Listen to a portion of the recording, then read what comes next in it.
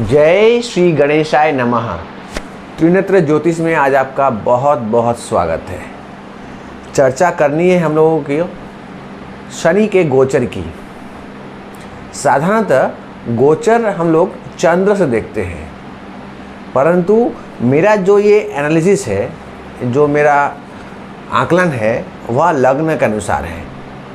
और आप लोग चंद्र की भी बात करेंगे, लेकिन पहले लग्न से समझते हैं कि ये शनि महाराज जो अपने मूल त्रिकोण राशि कुंभ से निकलकर मीन राशि में जा रहे हैं 29 मार्च 2025 को, इसका क्या प्रभाव होने वाला है मेष लग्न के जातकों पर, एरीज एसेंडेंट्स, इन पर क्या असर होने वाला है, यह समझने की कोशिश करेंगे। देखिए, ज्योतिष एक संभावना की बातें करता है। ऐसा होगा ही ऐसा मैं नहीं कह सकता हूँ, लेकिन इसकी संभावना बहुत ज़्यादा है, ये मैं कहना चाहता हूँ। शनि अपने मूल त्रिकोण राशि कुंभ से निकलकर जा रहे हैं बृहस्पति देव की राशि में। और मैंने आपको पिछली वीडियो में कहा था कि शनि जब बृहस्पति की राशि में जाते हैं तो उस भाव की वृद्धि करते हैं। तो क्या होगा, क्या परिणाम आएगा, समझते हैं।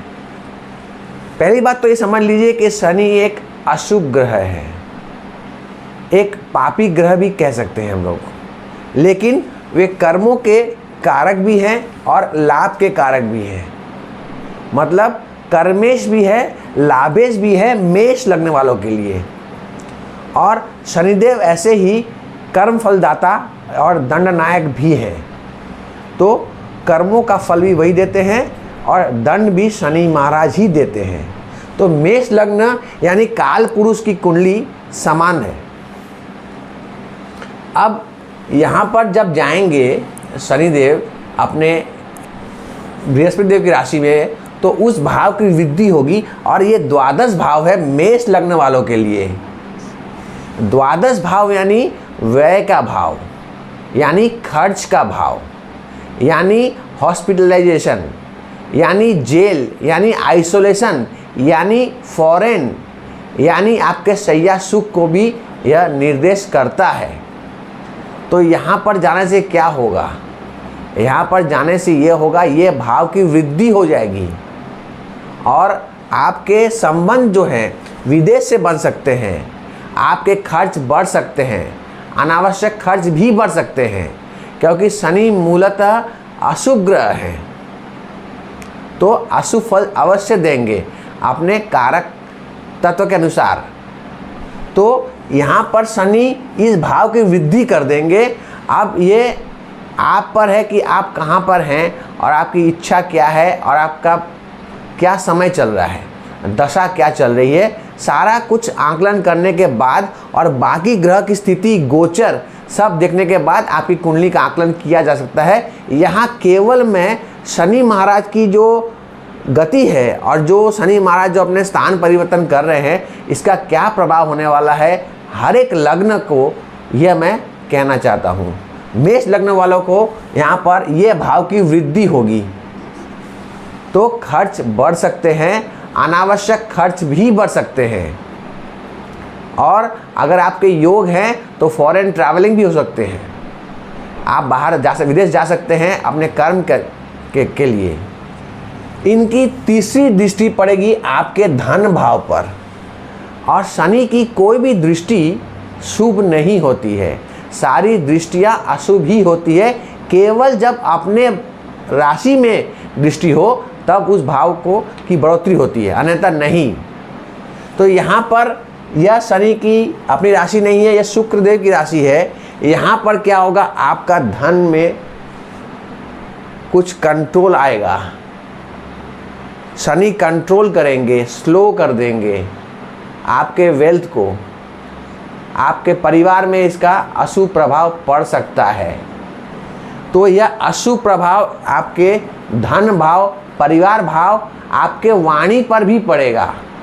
इसलिए आप क्या बोल रहे हैं सोच समझ के बोलिए, किससे बातें कर रहे हैं सोच समझ के बोलिए, इससे आपका भला होगा। शनि की अशुभ दृष्टि यह भाव को अशुभता में लाएगी। इसकी 7वीं दृष्टि पड़ेगी शनिदेव की आपके 6ठे भाव के ऊपर, यानी कि मेष लग्न के जातक के 6ठम भाव पर दृष्टि पड़ेगी। यह त्रिक भाव है, अशुभ भाव है। इसे रोग ऋण खर्च का भाव कहते हैं। तो क्या होगा, यह भाव में शनि ऐसा असर देंगे कि ये सारे खत्म होंगे, परंतु बढ़ने के बाद पहले आपके रोग बढ़ सकते हैं, खर्च बढ़ सकता है, शत्रु बढ़ सकते हैं, उसके बाद शनि उनका दमन करेंगे। और शनि की चाल बहुत धीमी चाल है, 2.5 वर्ष तक ये इसी राशि में रहेंगे, मीन राशि में। तो इनका प्रभाव शनै शनै शनै होगा धीरे धीरे। आपका जॉब का भी ये घर है, तो यहाँ पर आपको संघर्ष झेलना पड़ सकता है। अभी केतु महाराज यहाँ पर है, तो केतु हो सकता है आपको जॉब से निकाल चुके होंगे। यहाँ तो बृहस्पति देव जो यहाँ पर है, उनकी 5म दृष्टि से आप बच गए होंगे, परंतु केतु देव हट जाएंगे मई महीना में, तब ये आएंगे आपके 5म भाव पर। तो यहाँ पर आपको संघर्ष बढ़ सकता है, लेकिन आपके रोग ऋण शत्रु कम हो जाएंगे बढ़ने के बाद, ऐसा समझते हैं। और उनकी 10वीं दृष्टि पड़ेगी आपके भाग्य भाव पर, पिता के भाव पर, धर्म के भाव पर। यहाँ पर भी शनि की दृष्टि अशुभ ही रहने वाली है। यहाँ पिता से अनबन हो सकती है, धर्म में रुचि कम हो सकती है। आपका भाग्य शनै शनै बढ़ेगा, परंतु क्योंकि शनि अपने बृहस्पति की राशि में ही है, तो ये धनु राशि है, धनु भी बृहस्पति की राशि है, तो इस भाव की वृद्धि होगी, परंतु शनै शनै धीरे धीरे। जल्दबाजी में शनि कार्य नहीं करते हैं, सोच समझकर प्लानिंग करके रिसर्च करके उसके बाद ही शनि अपना असर दिखाते हैं।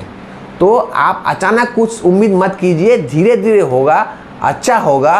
क्योंकि शनि बृहस्पति देव के राशि में गए हैं, तो इनकी दूसरी राशि जो है धनु है, तो यहाँ का भी भला करेंगे, परंतु शनै शनै। आप अपना कर्म करते रहें और नियत डिसिप्लिन होकर नियम के अनुसार कानून को मानते हुए आगे बढ़ते रहें, कर्म करते रहें, तो आपका अवश्य भला होगा। शनिदेव कर्मफल दाता हैं, दंड नायक भी हैं, और मेष लग्न कुंडली में कर्म के भाव और लाभ के भाव के स्वामी भी शनि है। तो जो कुछ देने वाले हैं वो शनि ही देने वाले हैं, कर्म और लाभ। परंतु आपको यह भी समझना पड़ेगा कि मेष लग्न का स्वामी जो है मंगल, और मंगल और शनि में आपस में शत्रुवत व्यवहार है। तो आपको यहाँ पर भी कुछ संघर्ष का सामना करना पड़ सकता है। तो इसी तरह से हम लोग समझते हैं कि यह गोचर में, लग्न में क्या फर्क पड़ सकता है, संभावना क्या है। और अगर आपका चंद्र भी इसी राशि में है, मेष राशि में है, तो आपकी शनि की 7.5 प्रारंभ होने वाली है। अगर आपका चंद्र यहाँ पर है जन्मगत, जन्म कुंडली में, परंतु चंद्र के अंश अनुसार यह फल आपको प्राप्त होगा 7.5 का। ऐसा नहीं है कि 29 मार्च से ही आपको 7.5 लग जाएगी। आपके चंद्र के कितने अंश है उस हिसाब से आप आगे आपका इसका फल होगा।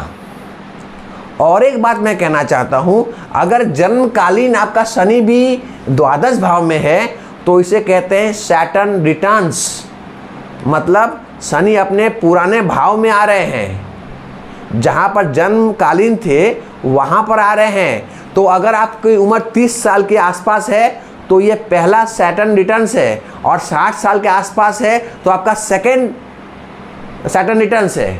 तो पहला फेज में हो सकता है कि आपका खर्च बढ़ जाए, हो सकता है आपका शैया सुख की वृद्धि हो जाए, ऐसे खर्च अनावश्यक खर्च हो सकते हैं।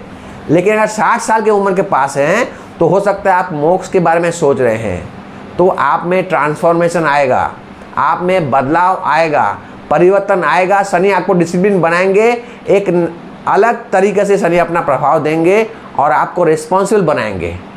तो इसके लिए भी आप तैयार रहिए। अगर शनि आपके द्वादश भाव में है जन्मकालीन, जिसे कहते हैं सैटर्न रिटर्न्स, तो इसका प्रभाव भी होगा आपके उम्र के अनुसार।